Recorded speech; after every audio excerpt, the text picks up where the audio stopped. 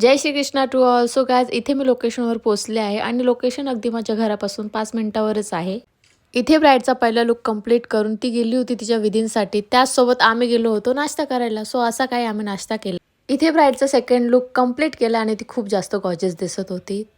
ती विधींसाठी गेली. तिच्या तिसऱ्या लुकसाठी आम्ही वेट करत होतो. 2 वाजलेले ऑलमोस्ट. नंतर ती आली. मग घाईघाईत हिला रेडी केले आणि आम्ही निघालो सेकंड लोकेशनवर, म्हणजेच बदलापूरला जाण्यासाठी. सो इकडे आम्ही पोहोचलो आणि लोकेशन तुम्ही बघाल तर खूप जास्त सुंदर आहे. आणि त्यापेक्षा सुंदर तर ब्राईड होती. इथे तिचा लुक कंप्लीट झाला आणि तिचा फोटोशूट इकडे चालू होता. ॲक्च्युली तिचं लग्न लागणं 6:30ला होतं. इथे ऑलमोस्ट 8 वाजले होते. तरी पण तिचा फोटोशूट संपत नव्हता. फायनली हिचा फोटोशूट झाला. ती विधीला गेली आणि तिला विधीवरून रिटर्न येता येता भाईना 10 वाजले होते. सो ती खूप घाईघाई इकडे आली. आणि हा आहे तिचा सेकंड लुक. खूप सुंदर दिसत होती ती.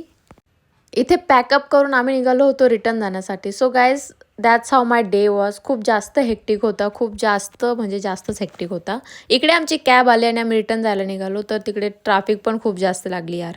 आणि घरी येता करता मला वाजले होते 12. सो या बाय.